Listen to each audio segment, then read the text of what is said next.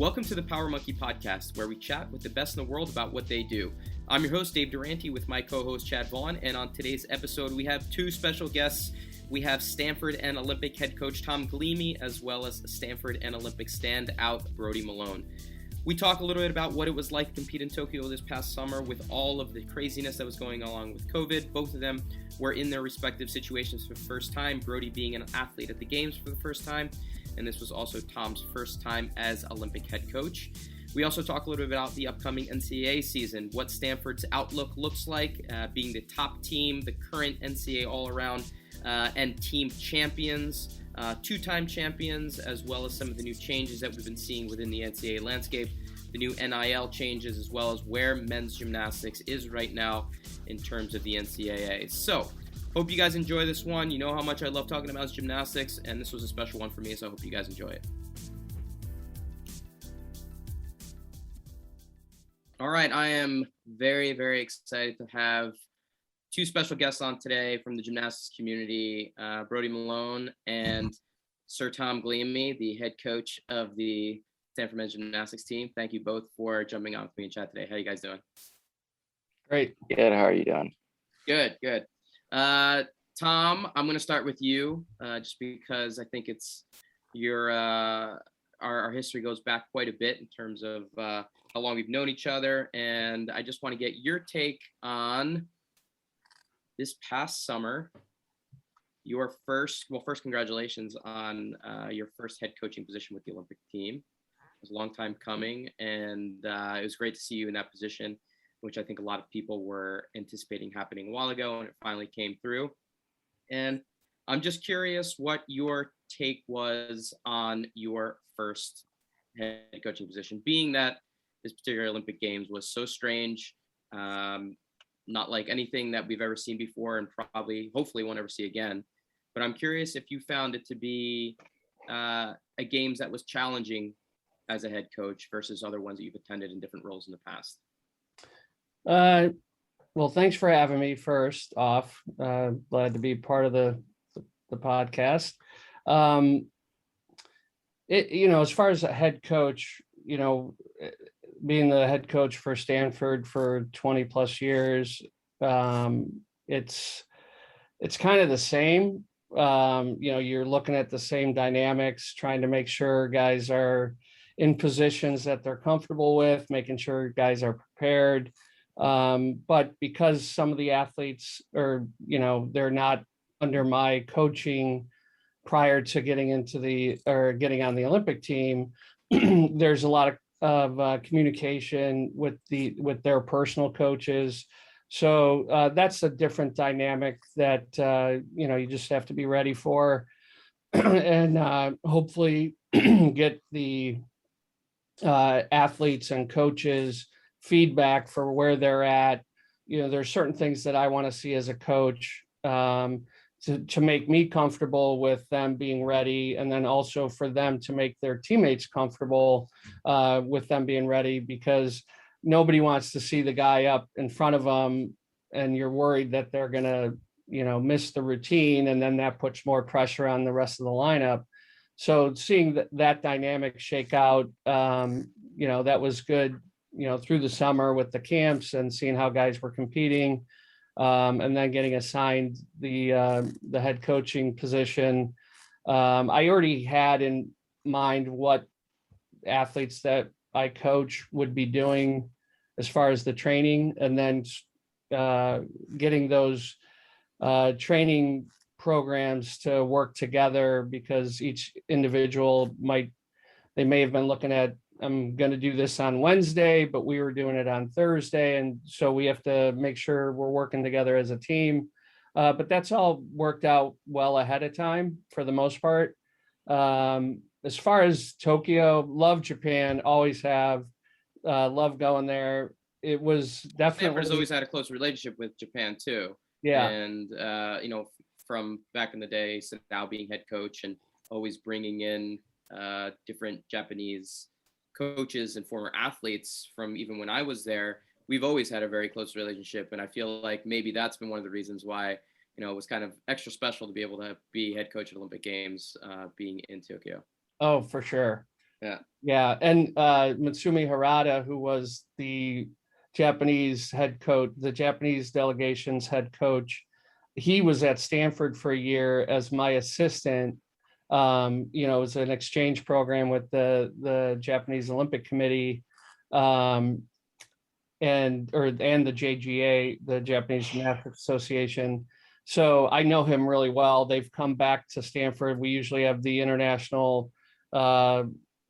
Stanford International Collegiate Open, which has the Japanese national team competing against Stanford, and we'll have other countries in also. But Japan is a mainstay, and they're what draws the other countries to come participate. So seeing Matsumi in that role, you know, we're good friends. I have the utmost respect for him. He's phenomenal coach and person. So it just made it that much more special, you know, being on the floor as an Olympic coach, and, you know, seeing Japan is just crazy good and crazy deep. As a country, gymnastics, yeah. Yeah, as a country in gymnastics side.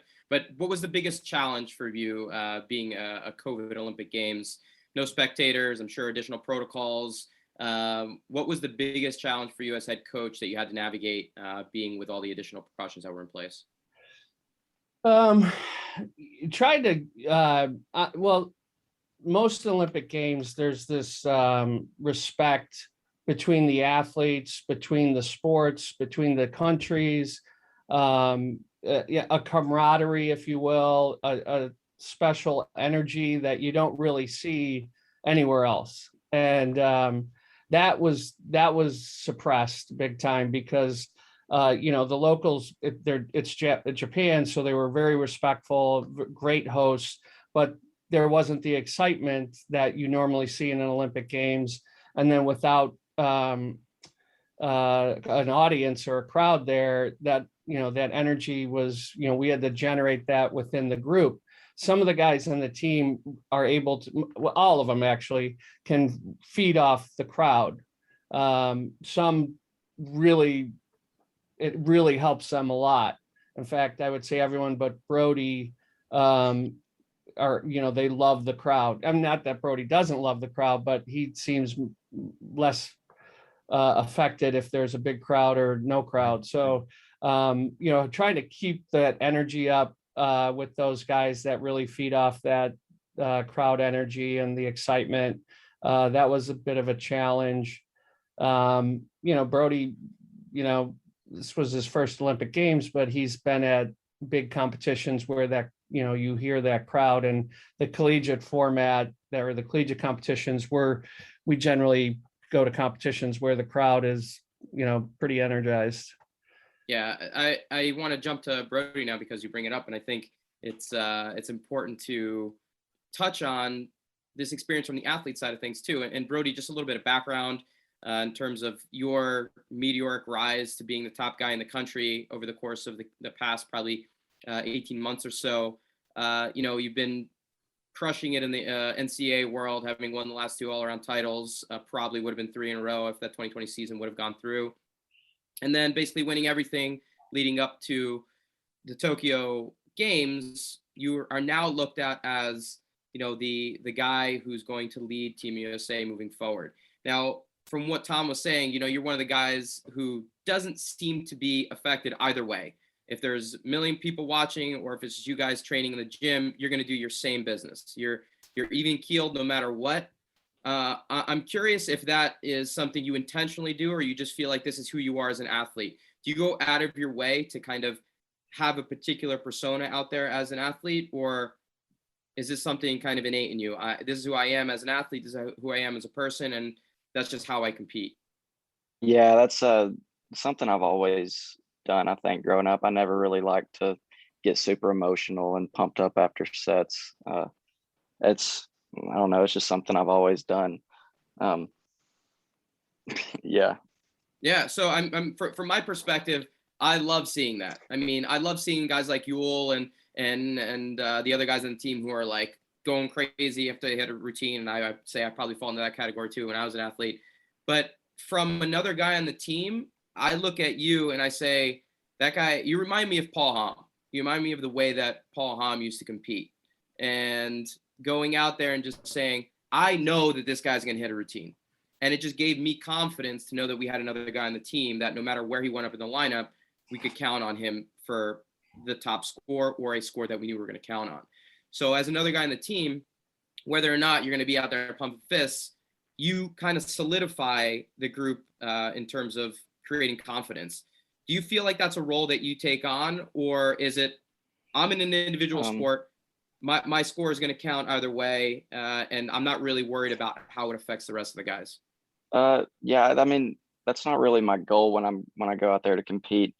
You know, in a competition, whether it's a team event or a individual event, you know, my goal is just to go out there and do my gymnastics. And that, you know, what helps me do that is just trust in the training process. I mean, Thom and Syke and Mark have put together a great training program here.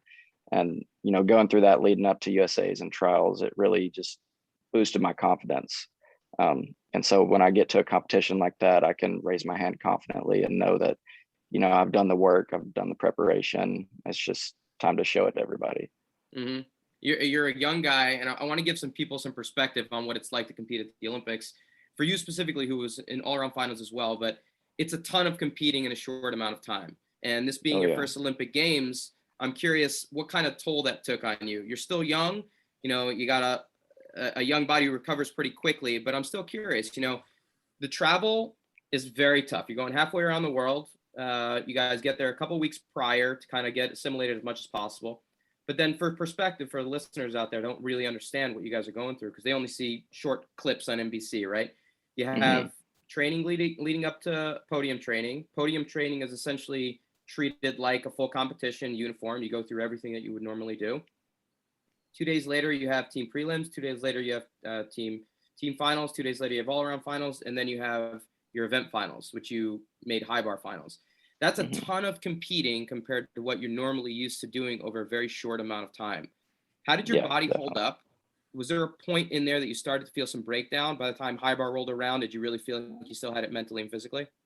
Yeah, I mean, it was definitely hard adjusting. Like the time change was hard. I think, you know, the first couple of days when we got to Japan, it was, you know, kind of still in shock, like taking everything in. But then, you know, on the third or fourth day, that's when my body kind of crashed a little bit and I didn't feel as well. But after the third or fourth day, it's just slowly building back up. But yeah, you're right. It's definitely a lot of gymnastics. Podium training is just like a competition plus more. I mean, I tried to take extra turns after my routines to make sure that, you know, I got a good feel for the equipment and stuff. And then after that, you get 1 or 2 days off and then it's right into it. So with prelims and then team finals and then all around finals, by the time all around finals came around, I could definitely feel the toll that it was taking on my body. But, you know, you got to stay in the moment. And, you know, like I remember thinking like, oh, I don't feel great right now, but I'm in Olympic all around finals. Like, what the heck? Like, there's no excuse for me to feel bad right now. I got to bring myself back and make sure I do my job. So yeah, it was definitely tough, mentally and physically. But by the time high bar rolled around, I think after all around finals, I had plenty recovery days, and you know I was still mentally and physically fit and ready to go for high bar finals. Can you walk us through high bar finals a little bit? I know it's yes. probably hard to talk about, but especially because, you know, we're right on the cusp, right? Some perspective, you're right there. You had that medal within your grasp. I know Thom is shaking his arms, and that medal was really in your fingertips, right? But it's an opportunity too, right? I'm assuming that it's an opportunity for you to learn from, but kind of what was going through your head with that minor mistake after all the huge release moves, beautiful routine otherwise, but you had that one mistake on your full talk that just kind of backdoored it a little bit. What was kind of going through the routine and through your head when that happened? Yeah. So, I mean, as far as my approach to the routine, I didn't treat it any differently than I would or saluting a routine here in the home gym. You know, it's a little bit more pressure, but I mean, I'm an elite athlete. I had to learn to deal with that. So like, as far as the pressure, I didn't really feel that much more than I normally would. And, you know, I think I had a great first half. That was probably one of the best first halves I've ever done. Beautiful. With all my releases. And after that, I don't know. I mean, I told myself I needed to go for perfect. And I tried to top out the tuck full, and it just backdoored a little bit, just barely off. Yep. But that's sports. It happens in sports. You win some, you lose some. But I've definitely taken it as a learning experience, and I'm definitely going to be using it for motivation back in the gym, and getting ready for this upcoming NCAA season, and then forward through to the next Olympics. Absolutely, and that's going to be here in no time, being only 3 years away now. But Yes, biggest takeaway from this Olympic Games, your first major competition on the world stage, you performed very, very well throughout the course of the entire games. Anything takeaway that you can bring back not only to the rest of the guys that are on the team, but obviously Stanford and you guys now getting into the next competition season in the NCAA world. What was your biggest takeaway from being on that stage for the first time? I think my biggest takeaway would probably be that, it's just another competition. Most people, I think, oh, it's the Olympic Games. That's like the most pressure these guys are ever going to feel. And that's true to a certain extent, but the way I approached it as just another competition, to me, it felt no more stressful than an NCAA competition. And I think I told one reporter asked me after team finals, I think, was like, how nervous were you? And I was like, honestly, I was way more nervous for NCAA team finals than I was for this competition. I don't know why. I couldn't tell you why, but that's how I felt. I love it. Chad, why don't you jump in there? I'm going to dominate the conversation. No, I'm taking it all in. I love hearing these stories and everything else. You mentioned that it was kind of a maybe even a little bit less than a normal competition for you in regards to the nerves that you had and stuff like that. But where I noticed I felt more pressure and nerves wasn't at the Olympics. It was in my training leading up to that. After I made the Olympic team, the pressure was then on. Did you feel anything similar from your experience? Did you feel extra pressure after you were named to the team, and did that affect your training either positively or negatively? Definitely. Yeah. I can remember after trials, just kind of letting it all sink in, like, oh dang, I just made the Olympic team. And then like once it finally sank in a couple days later, I'm like, oh my gosh, I have to represent the United States of America on the biggest sports stage in the world. Right. I can't be goofing off right now. So that it definitely helped me positively for sure. It definitely put extra pressure on me, but it helped me to really like hone in on what I needed to do to be mentally and physically ready to compete. Yeah, absolutely. And of course, you had some good coaches and support system in your corner to help Absolutely. navigate That you through helps a that. lot. Yeah, that's critical. It's so important, and something at my time I was probably not necessarily that I didn't have it, but I was probably ignoring a little bit more than I should have. But one of the questions that I get as an Olympian, or a couple of them that I get a lot, that are really difficult for me to answer, and I think they're difficult for any Olympian. It's, did you win a medal, or how did you do? But those are fair questions, and they're good questions because there's always a story there. And I actually want to kind of give that same question to you, Thom, as the coach. As a team, as a whole, do you feel that you guys performed at, below, or above the level you hoped they would? In some respects, I feel like they competed what they were supposed to, but we had, in the team finals, we had the last two routines on floor. The guys missed and trying to gauge where they were at physically and mentally. There was a little concern on my part for Sam having legs, but he looked pretty spry the first two passes. So I thought he had it. Mm-hmm. I thought he was good to go. And then he missed a combination pass and took a big hit.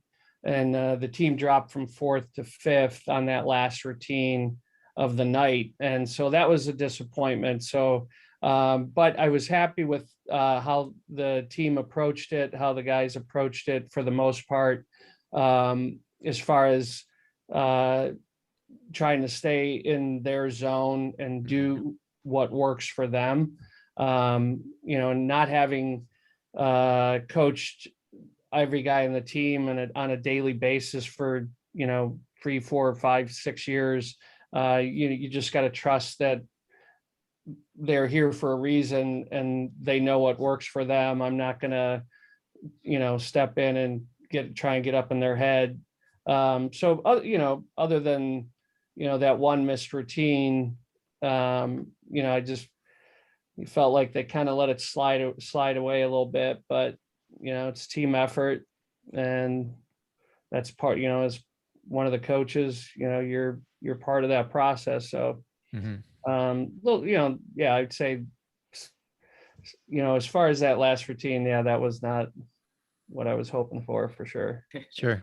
Well, the thing is as they say, hindsight is always 20/20. And so for me, whether I did good or whether I performed well or not as well as I wanted to, I was always reflecting and not necessarily looking for excuses that I could give to people, but looking for things that I could have done differently in my training or in the moment to have done better so I can potentially do better next time.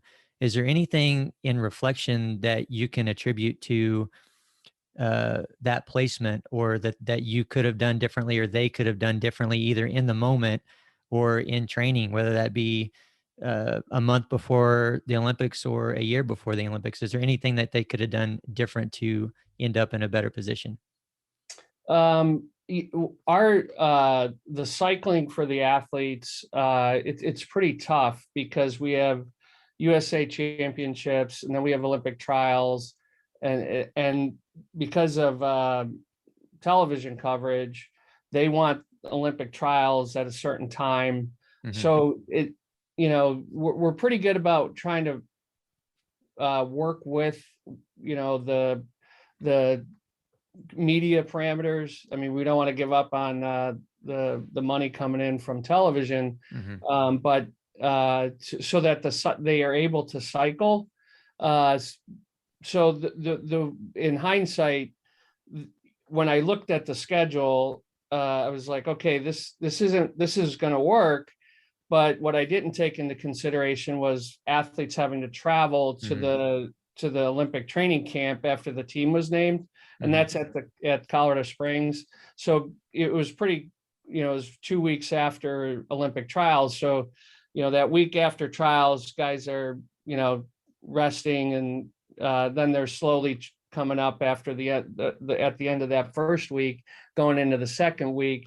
And at the camp, we could see guys were at different levels of recovery, and that was a concern. But we needed to go through the team dynamics. Who's going to be up first? Prepping the equipment, all these little things that we need to rehearse or practice prior to getting there. We had to do it. So, but the guys have been at different levels of recovery. Like Yule, one of the guys on the team, the guy's just a soldier. Like, he seems to be unaffected. He's spry.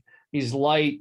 Brody's a thicker, he's a sprinter, quarter horse guy. He's not the long distance guy. So his recovery is different. And each guy, and then Sam's 28 years old. And then other guys have, little aches and pains that we're trying to work around. So there's a lot of things that are coming into play. So in hindsight, if we have more time to spread out, because I think we could have been more productive in that camp, where guys were building confidence. If we had another week where they had recovery and coming back up, I think the camp could have been more productive. But it accomplished what we wanted as far as the athletes knowing the rhythm of the meet, because the one meet, in qualification, it can go really fast. If the guy's last up, he might have 2 minutes before he's going from floor to pommel horse. And if he's not practiced that, he's going to be sucking air and, struggling. So, and then in team finals, there's a lot more time that we have between routines. So, that's hindsight, if that's the takeaway. But it's the takeaway every quad. We got to make sure that the guys are recovered and spry and ready to go. And to comment on where Brody was at, he said he had 2 days off, or it's not a day off. I mean, they're still getting treatment, they're still doing some core strength, or they're swinging a little bit. So if your listeners are like, oh, they had 2 days off, that should be plenty of rest. Well, going checking out Tokyo during those 2 days. Not so much. Yeah. I had a question for both of you guys, and you brought up a little bit, Thom, that the guys dropped from 4th to 5th at that last routine. He ended up 5th, which seems to be a common finish for Team USA over the last few Olympic Games. And we had a good run there between 04 and 08. We finished on the podium, and then we've been kind of in this off the podium 4th and 5th place for a number of Olympic Games and a number of World Championships since. Top 3 teams, China, Japan, Russia, intermix those teams however it kind of plays out. And then you have this group of teams that are kind of seem to be right behind them, or maybe not right behind them, but substantially behind those 3. I'm curious from both of your perspectives on what it's going to take to get Team USA up into that top tier again. Like it seemed to have happened pretty quickly, where we were in the mix regularly, and now we're quite a bit from finishing on the podium. And I'm curious what you think. Is it a combination of execution and difficulty, or is it one side more than the other? What do you think the biggest factor is? And Brody, I'll start with you and then go to Thom. Okay. Yeah. So for me, I think, coming back from that meet, and that was my first big meet competing, with the big name guys like Nikita and Artur. And one thing that I noticed is that they have so much more difficulty on us. And not only do they have difficulty, but they're executing. So it's not something, or we can't just focus on our execution scores, because if we don't, those guys have the difficulty with the execution, and we have low difficulty with execution. So our difficulty is going to have to come up. And I think that needs to start now, definitely, because it's 3 years. It's a short quad. We need to be pushing the upgrades and, getting the difficulty in this year. And then getting more comfortable with it the next year and more comfortable with it. So by the time 2024 rolls around, we're confident and we're able to execute the big and difficult routines. That's my takeaway from it.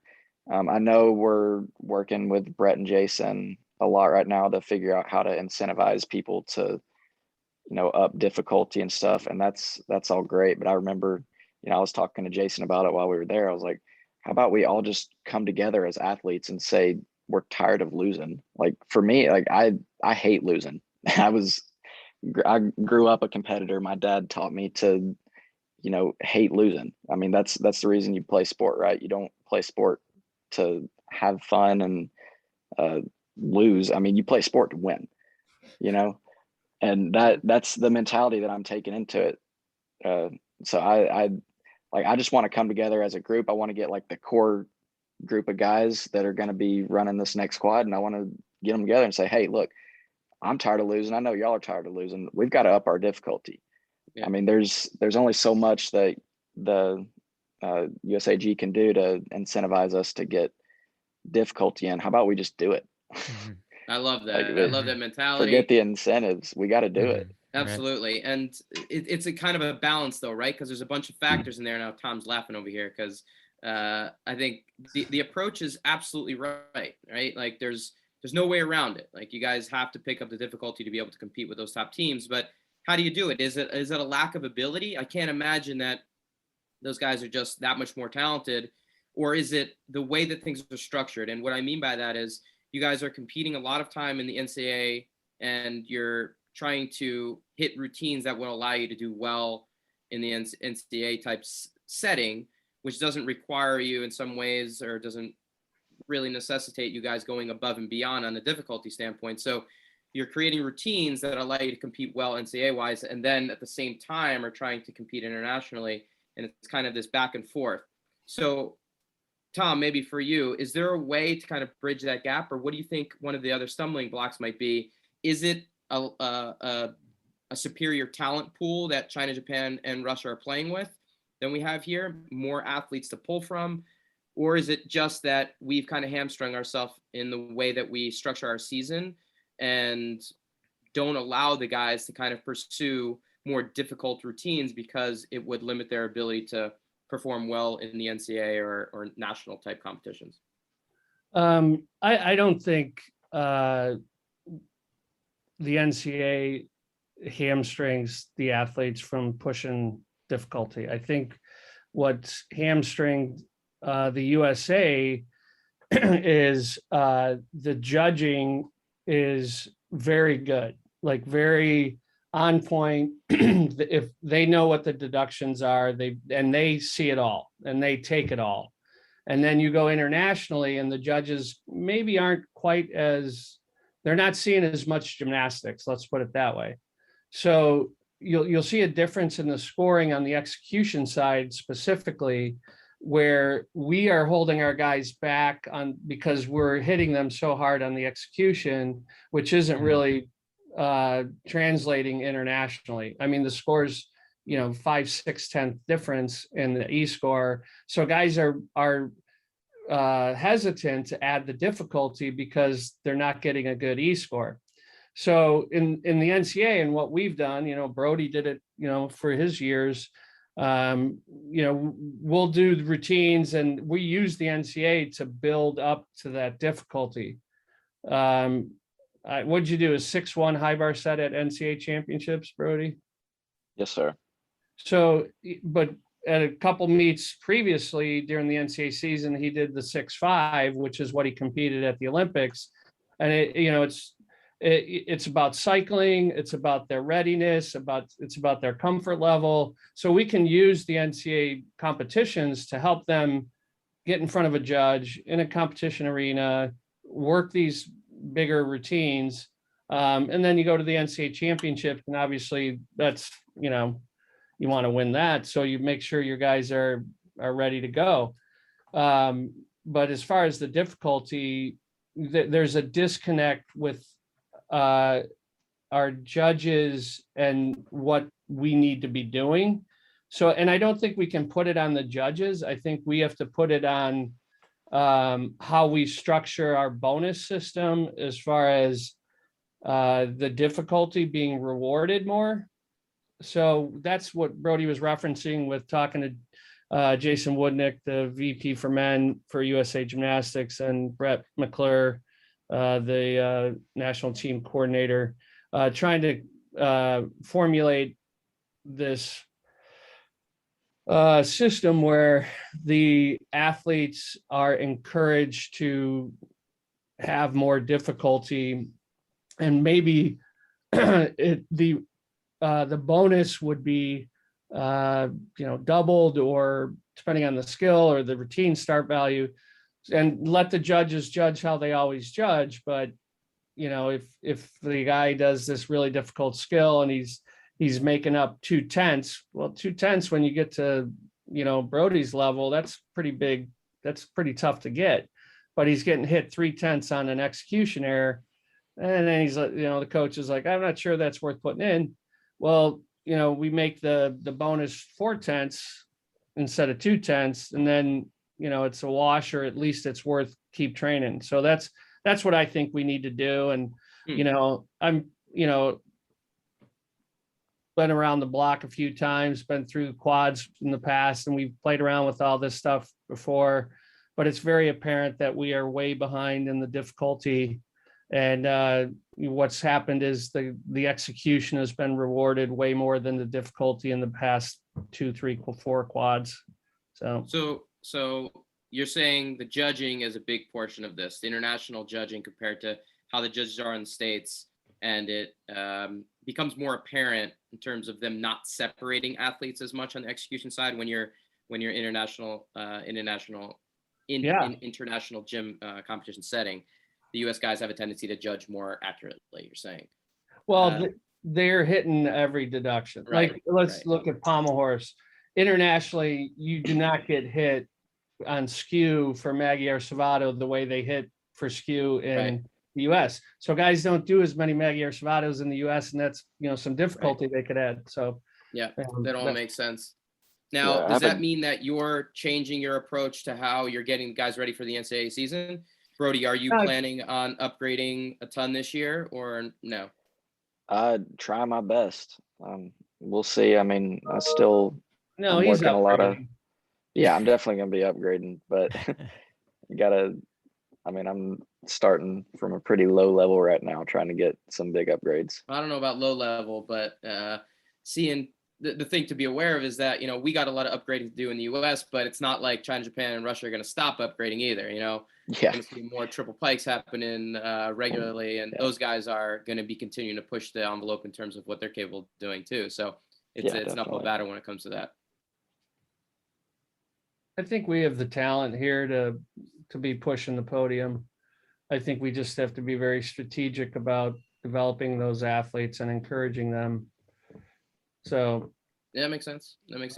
Russia, they've got a mainstay in the gymnastics, and I don't know, the vibe in Japan was pretty negative towards Russia. A lot of sports were not happy that they were there. The whole Icarus and doping scandal, they were really just surprised that they were even allowed at the games. So it just puts a cloud over it. You don't know what they're doing, but we've got to be better than them without cheating.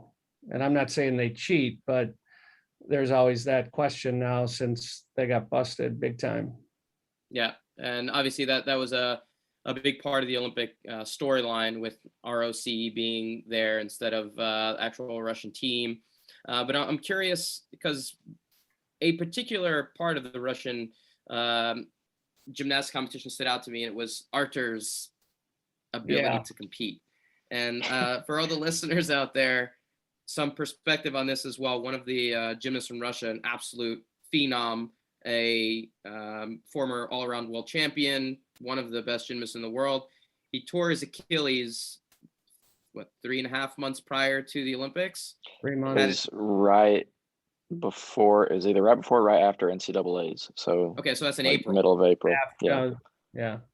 So he tore his Achilles, had it repaired, and was able to come back and compete full, everything. Competed in all-around finals too, competed in event finals, competed in team prelims, everything. Didn't seem like he watered down anything, was still doing absolute absurd high-level gymnastics on an Achilles that was repaired 3 months prior. I mean, I looked at that and be like, wow, this guy's like a bionic human being. How is it possible for that to actually happen? I'm curious from your perspective, watching that, is it just like watching in awe of an athlete be able to come back that quickly and just say, like, how is this physically possible? I'm curious what you guys thought when you saw that happen, on the competition floor. Yeah, definitely. I can remember seeing him in the training gym. I watched him do a full Randy on floor, or a front full punch, forward 2.5 twists. And I was like, oh my, he's landing forward on that. How is he able to land on his ankle like that? I mean, my jaw hit the floor. I was just like, how? I don't understand. Yeah, it's mind-boggling in some ways, because is it even a pain tolerance thing at that point? I mean, like, we like to think that as athletes at that level, you're able to all tolerate quite a bit, but it's just unbelievable to watch. Like, I was watching and just in awe and saying, there's something special going on here. Like, how is this possible? It was very impressive in a lot of ways, but I was curious what your perspectives were. Yeah, I don't know the severity of the tear, all that, so I'll just, give him the benefit of the doubt. It wasn't that bad of an injury, and they tape really well. Let's leave it at that. It looked like he had a cast on every day. Yeah, all right. That's fair enough. They did tape it well. Let's jump to the NCAA season, because it's coming up. You guys are, Thom said that the team's coming in today, and you guys are actually starting back up into full swing of things. 2021 season, 2022 season is coming up. Stanford coming off of an incredible performance last year. You guys won your back-to-back title. Brody, you won back-to-back NCAA titles. Very well could have and should have been 3 in a row if it wasn't for the COVID 2020 season that was lost. But Stanford is on track to be a powerhouse for the upcoming future right now. It makes me so proud to see what Thom has done with the program and guys like you basically leading the charge. But from an NCAA perspective, I want to go into just NCAA gymnastics in a minute, but I'm curious what you guys are looking for on the horizon with the 2021 season for Stanford Gymnastics specifically. Thom, what does this season kind of hold for you? What are you looking forward to? And then Brody, the same for you. Well, honestly, I enjoy being in the gym, training the guys, just the day in and day out stuff. That's why I coach. The competitions are great and, winning is great, but it's a lot of fun for me and I really enjoy teaching and coaching, and to have the team or the team that we have this year, it's crazy good. Like, not just in talent, there's a ton of talent on the team. A lot of former junior national team members, current senior national team members. We have more guys, I think, than the Olympic Training Center right now that are on the national team. Yeah, you guys are the Olympic Training Center.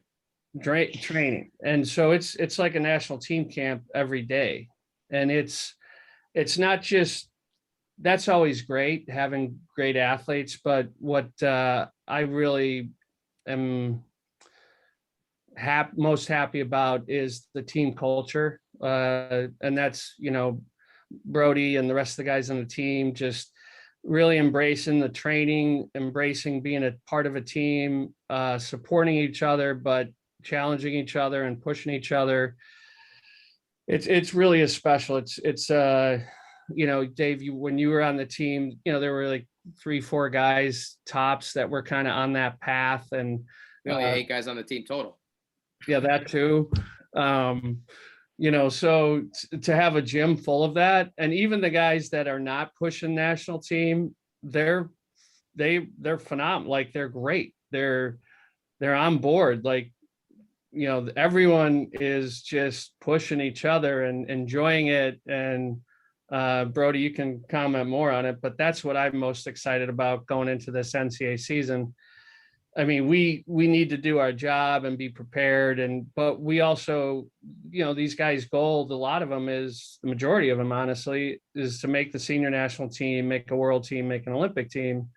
So that's the big picture, and the NCAA part of it is a tool to help them get that goal.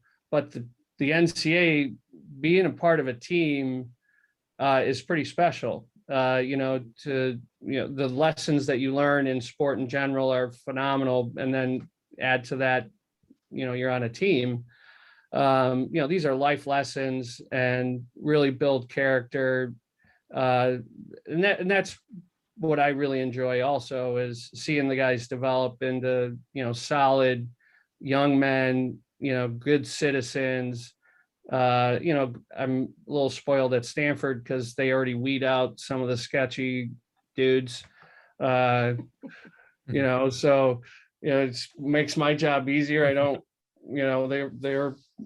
they make sure they get guys with solid character and good work ethic, at Stanford, whatever the student, but now I've got talent added to it. Love it. I love it. What about you, Brody? What are you looking forward to this season with, like Thom said, probably the deepest team Stanford has ever seen? Yeah. Well, right now I'm looking forward to tomorrow to see how the incoming freshmen react to their first day of training. Because I remember back my freshman year, first day of fall quarter training was definitely a challenge for sure. So I'm interested to see how they hold up tomorrow. But yeah, I mean, it's like Thom said, it's already, even last year, it was like training it was like a national team camp every day.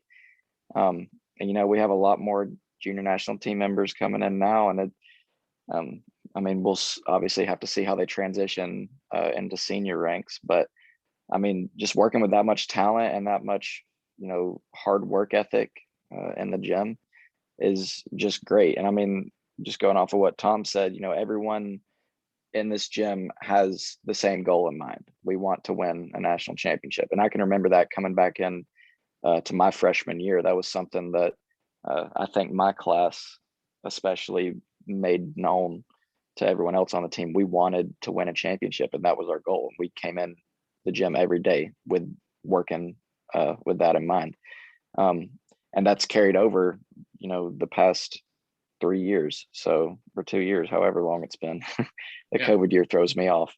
But yeah, it's great to work with those guys, and I'm super excited to see what we have in store for the 2021 season. Chad, you want to jump in there? Because I got some more NCAA questions for these guys, but I'll leave you. Hey, the only thing I got right now is I'm just thankful to have another dude on the podcast with somewhat of a hickish accent. I gotta know, Brody, where's that from? Where's that coming from? I grew up in Georgia. Georgia, nice, and that's a little. Sir. It's a little ways from Oklahoma, but it is, yes, sir. What do you mean hickish? Is that PC? I don't know. I'm from Oklahoma, so I can say that. I think I have the That's right. I have the right to say that. But don't bother me none. There in Georgia, you do some rodeo, right? Oh yeah, I grew up. My dad rodeoed a little bit in college. My mom rode horses, so I grew up around horses pretty much my whole life. My dad taught me and my brothers to rope when we were young, and we junior rodeoed a little bit growing up. And I think I went through a junior high rodeo, and then I did a year of high school rodeo, and then I kind of quit for gymnastics. But I mean, I still roped as much as I can. I still love to ride and rope when I go home for breaks. It's just been a huge part of my life forever. That's awesome. What was it about gymnastics? I got to wonder, because it sounds like you love rodeo and roping so much. What was it about gymnastics that kind of pulled you away from that? I don't know. And honestly, I was really into baseball when I was a kid too. I played baseball, t-ball up until I think I was like 12. You played t-ball when you were 12? Baseball. He wasn't very good. Baseball. Now we know why he doesn't play baseball. We know. But yeah, I can remember, having the conversation with my dad. He's like, it's time to decide. You need to figure out what you want to do. And I, like, to this day, I couldn't really tell you why I chose gymnastics. It just felt like the right thing to do. I guess it was, God's way of telling me this is what I needed to be doing. And then, after that, I still rodeoed a little bit, but it kind of slowly died off. And then just a lot more focus on gymnastics. But my brother actually is rodeoing in college now. Nice. He goes to University of West Alabama. He's on the rodeo team there. Wait. So is rodeo part of like collegiate programs and high school programs? Or is it certain universities? So the high school and junior high programs, they're like state run. So it's not like through schools. It's like there's like an association, like a state association, and there's like a national association. So you have like a high school rodeo, like a Georgia high school rodeo season, and there'll be so many rodeos, and then how you place at each rodeo, you get points, and then like the top 4 or something in each event will qualify to the national finals. Thom, I gotta say, the talking about the rodeo is the first thing that got Brody sitting up in his chair, really excited. So I don't know how much longer you're gonna have him on if he starts to get pursued by some of these rodeos. He might transfer somewhere. Well, we're trying to come up with some new skills for him. He got his name in the book at the Olympics. I saw that. Congrats. That's awesome. And I saw Riley got a new skill named after him too this last weekend. Yeah. So possibly 2. Amazing. Very cool to see. Yeah, surely you can come up with something you learned from rodeo that you can put into a routine. But I was actually going to ask that, is there anything specific that you learned or developed physically from all your years doing rodeo that you feel like you've been able to take into gymnastics? Yeah, definitely. I mean, gymnastics and rodeo are pretty, like, really different, obviously. Well, you're not And I doing would a say flip that on top of a horse or what? no, no, no. Different horse. Yeah, but I would say gymnastics definitely helped me with rodeo more than rodeo with gymnastics. Mm. Just in terms of, like, core strength and balance and stuff. I mean, you need all that stuff when you're riding a horse. But I would say one thing that, rodeo helped me with, or really any sport, is just learning how to compete. There's a lot of different moving parts, when you're on a horse trying to rope a cow. I mean, you have to react to what the cow's doing. You have to control your horse. You have to control your rope and your body. There's a lot of different moving parts, and gymnastics is definitely different in that aspect because, I mean, you control everything that goes on. But as far as just, learning how to compete and, getting in the zone, being able to put yourself in the moment and perform when you need to, that's something that rodeo definitely helped me with. And I mean, it's true for any sport. Awesome. We're getting close to the end here, and there's two other topics that I really want to touch on because I think they're really important. First one is the NIL stuff that has come up recently. For those out there listening that don't know about this, NCAA rule changes have happened recently where the athletes now have the ability to get paid for their name, image, and likeness. It's something that has been kind of in the works for a long time, and guys like Brody that are on the international stage have a name for themselves. It's probably a little bit more prominent in sports like basketball and football. Those guys are making upwards of 7 figures now that it's part of the NCAA landscape. But I'm curious, from your perspective, Brody, has it changed anything now that you have the ability to potentially make some money from your name and likeness while still being in college? Has it changed anything in terms of how you approach the season? You mentioned having an agent now. Is this a new reality what it means to be an NCAA athlete? Yeah, definitely. I mean, I wouldn't say it's going to approach or affect how I approach competitions and training and stuff, but it's definitely a new landscape to learn. I've been talking with my agent a lot, because it's so new. I think it's a little bit slow to start.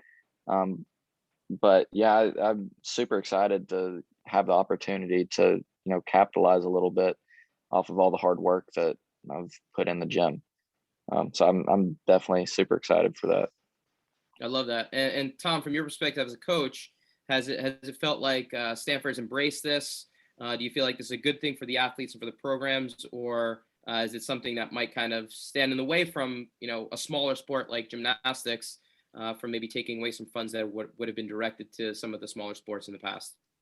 Yeah, I think it's still, working itself out, to be honest, as far as if monies are going to be directed elsewhere. But I think it's good for the athletes. But keep in mind, Brody's right now the top guy in the country in the senior ranks.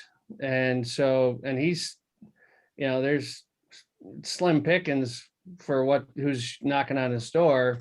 He's not a potential first round draft from football, so, some sports and some athletes, if they, maybe if Brody was, better looking or a little bit more personable or whatever, maybe he'd have all these offers, but, I don't know, but, he's got a couple, but also he doesn't work it. So that's, I think what we've got to, or he's got to, and the guys in gymnastics and the Olympic sports need to really, hopefully work together with is, designing a program, or even the NGB, the national governing body of the sport, helping the athletes find those companies that are interested in having them as the face of their company or part of their what they're selling. Yeah. So the other thing is you know how it is, like once you're out of college and some guys aren't on full scholarship, some guys are, you're living like a student.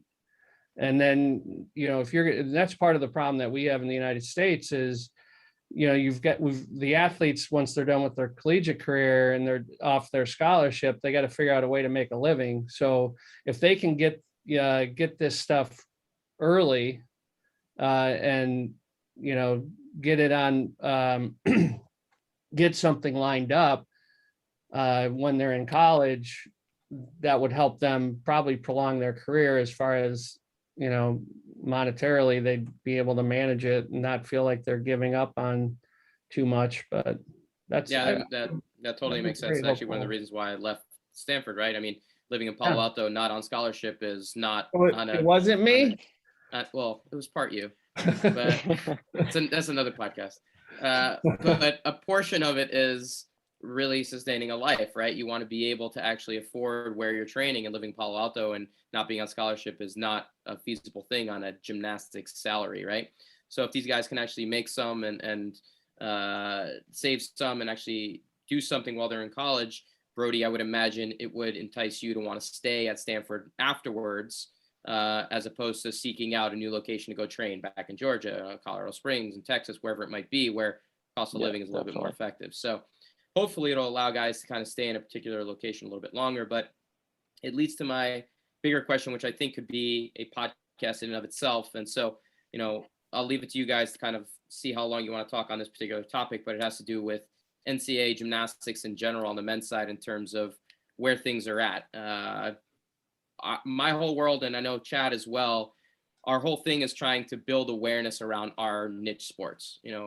Both Chad and I, him from the weightlifting world and me from the gymnastics world, we want to show people who didn't grow up in gymnastics how great our sport and weightlifting, how great his sport can be for people in terms of longevity, in terms of just being fit and leading a healthy lifestyle moving forward. And we want more people to do it. And with the NCAA where it is right now, we have fewer and fewer programs, right on the cusp of potentially not having an NCAA program anymore.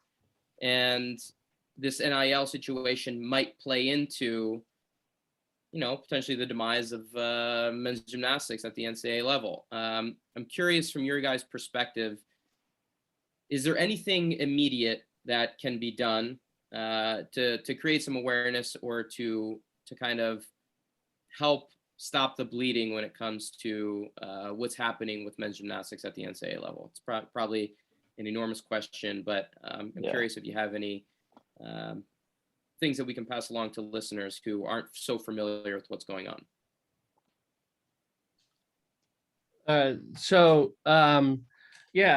Especially former gymnasts, collegiate gymnasts, that, when I was a gymnast at Southern Illinois University, home of the Salukis. Yeah, you got while racing Egyptian dog, much akin to the Greyhound, but only smaller with longer hair. Yeah, that's exactly it.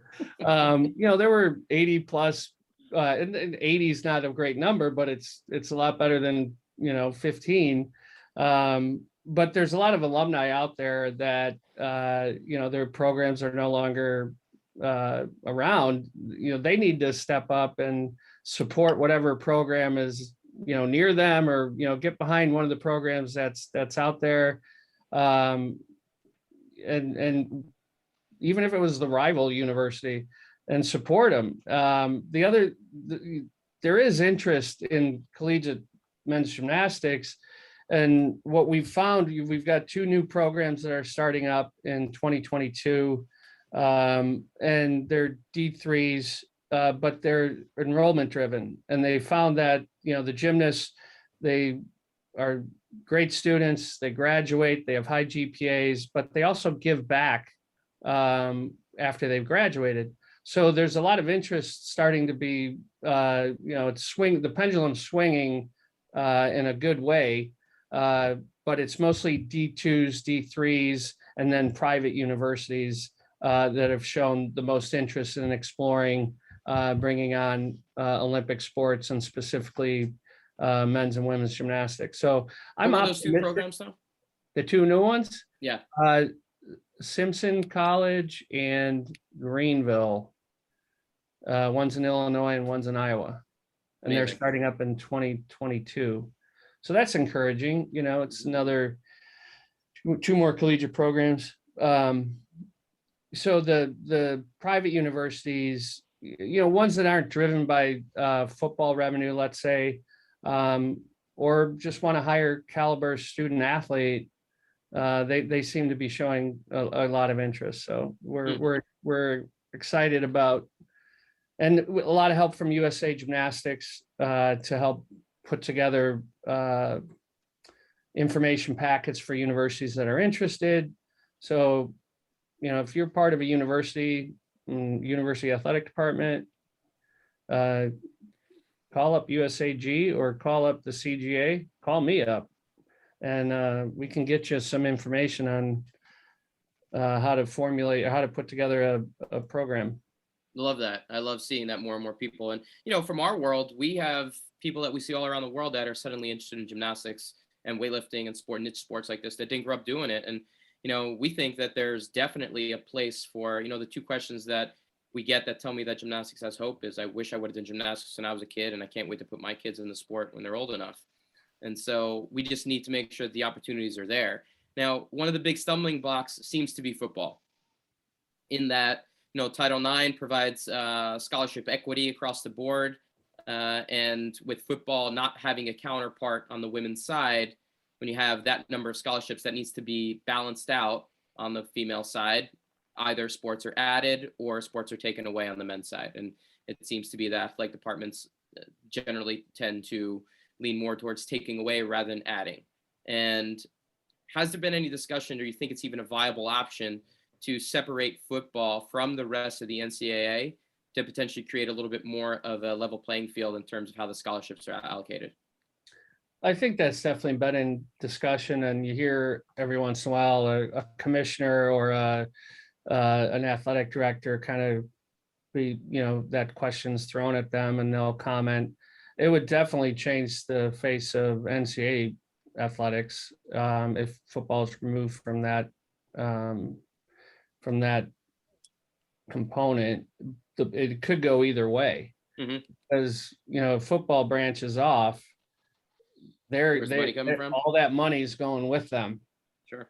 You know what I'm saying? So now, now where do the athletic department, they would drop probably men's and women's programs rather than bring more men's programs up.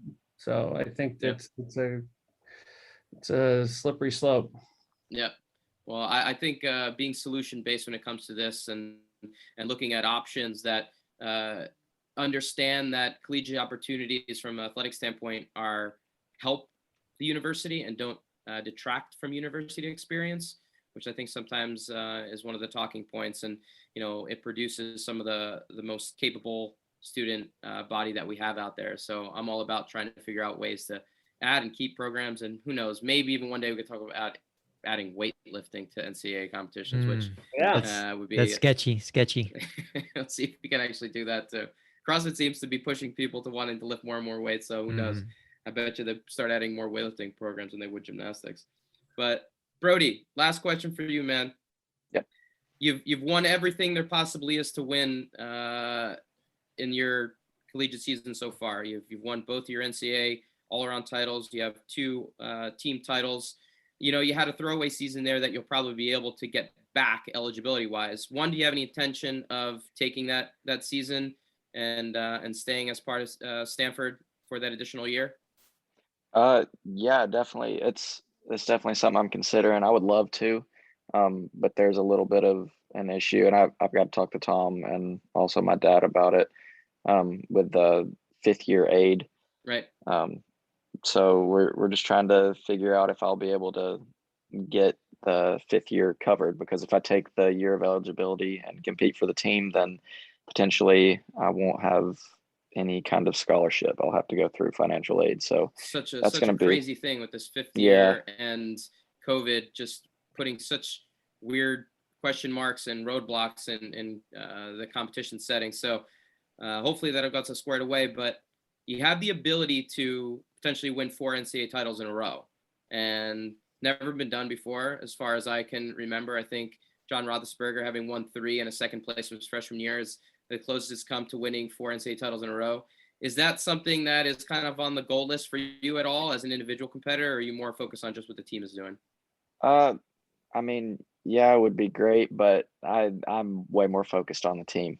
I just the team competition is what I do it for. If I win an individual title, that's just icing on the cake. But I'm definitely way more focused on the team. Love it. Love it.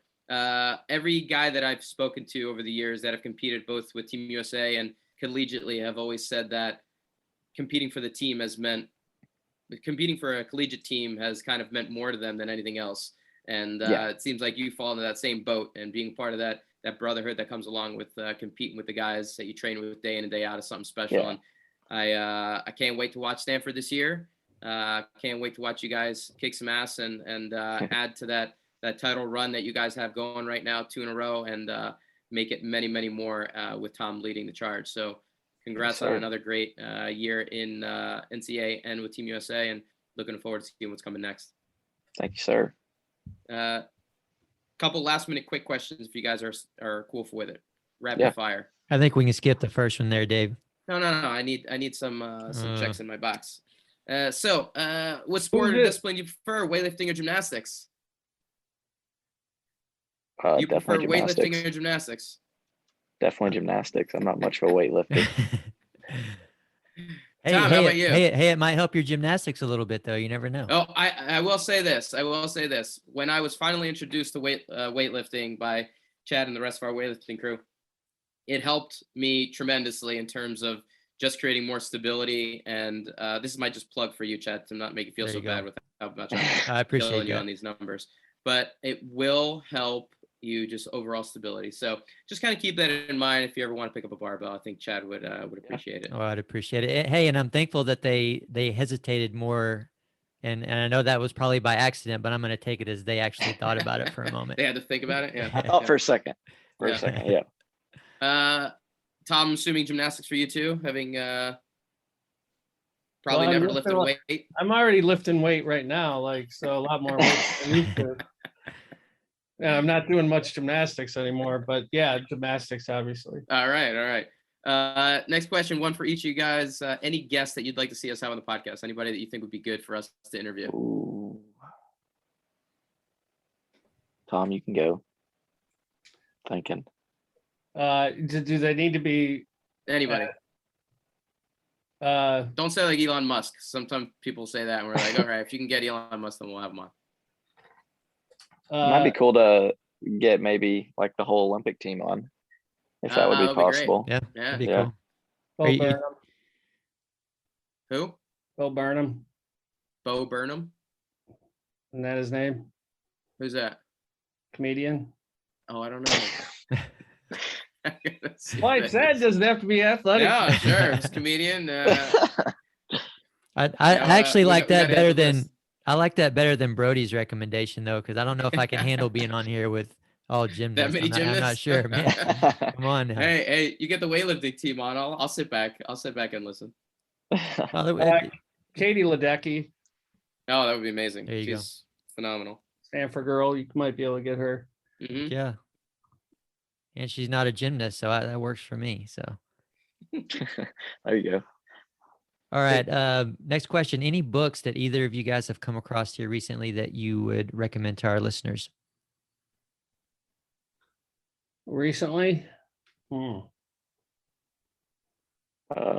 ever. Really What's read on that shelf over there of you, Thom? That I mean, if you want sport-related ones, anything. Is it like anything. the gymnastics? Another comedian over one there. Wait, what was that, Dave? Sorry. Oh, you got the gymnastics code of points over there. Is that what you're going to recommend? That's a good Reading book the to read. FIG code of points. That's my. Hey, that would actually be good for all the CrossFitters that we have listening. Absolutely, I point out things in there all the time. Yeah. I was going to say periodization. Oh yeah. That was as far as athletics goes, but my favorite book is A Prayer for Owen Meany. So. All right. To do with For those listeners out there, Thom is a writer himself too. A poor writer. Yeah. So, I write newsletters nowadays. Now he writes newsletters, but that's another conversation piece because Chad's in the process of writing his book.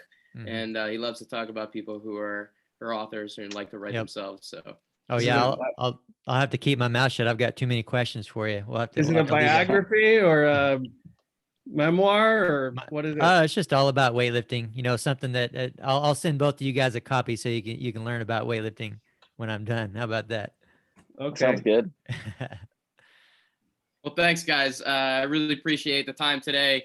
It was kind of a quick recap of what happened this summer and what's coming into the NCAA season. I'd love to go a little bit deeper, maybe after the season, and have you guys back on and see how everything turned out with this season specifically. But good luck. Go Stanford, go Card, and can't wait to see what you guys are able to do this season and in the future. Thanks, Dave. Thanks so much for having us. Thanks, Chad. And if you ever need a clinician for the clinic you do in Greece, I'm happy to. There you go. We need somebody to carry some luggage. You want to come do that? Hey, I can do that for sure. And I'm a great chef too, so you cover a lot of stuff. Jack of all trades, you can put him to work for sure. But yes, guys, it was an absolute pleasure to get to know you guys, and hopefully I'll run into you guys again at some point. Maybe Dave gets you out to Power Monkey Camp to visit or something like that. But either one of you have any parting words for the listeners? Anything you got coming up you want folks to know about? The only thing Brody had touched on being a competitor, and if you're doing this, you might as well, you're in it to win it. At that level you are, but you can enjoy sport without, the do or die, I gotta win. And it's actually healthy for your body and your mind.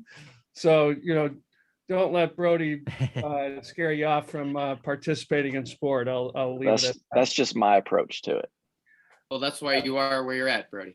Yeah, I mean, that's what I mean. The top level, that's how you get to the top level, is you got to have that eye of the tiger. Absolutely. Now, Tom, I don't know where you're getting that information, but I'll take your word for it. I'm not sure about it though. How about yourself, Brody? What? Any parting words? Anything you got coming up? Where can people find you, Brody, if they want to know more information about how they can contact you about, potentially helping out, potentially getting you to be the face of what they got going on? Just message me on Instagram or Facebook. I'm starting to get more active on those. I'm not much of a social media guy, but I'm starting to get more active with it. So just reach out to me on Instagram is probably be the best.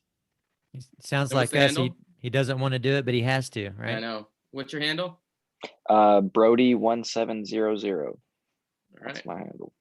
Nice. Yeah, that's my Instagram, Facebook, and Twitter. So that's all of it. Absolutely. And to our listeners out there, be sure to follow Brody there, keep up with his journey and what he's got going on. Certainly someone to watch and learn from and be inspired and motivated by as well. Also, while you're at it, be sure to head over to powermonkeyfitness.com for services and upcoming events. Also, check out our Instagram pages for regular teaching and technical content at Power Monkey Fitness, at Dave Durante, and at Ollie Chad. On behalf of Power Monkey Fitness, we're your host. I'm Chad Vaughn with Dave Durante. And until next time, guys, thank you all for listening.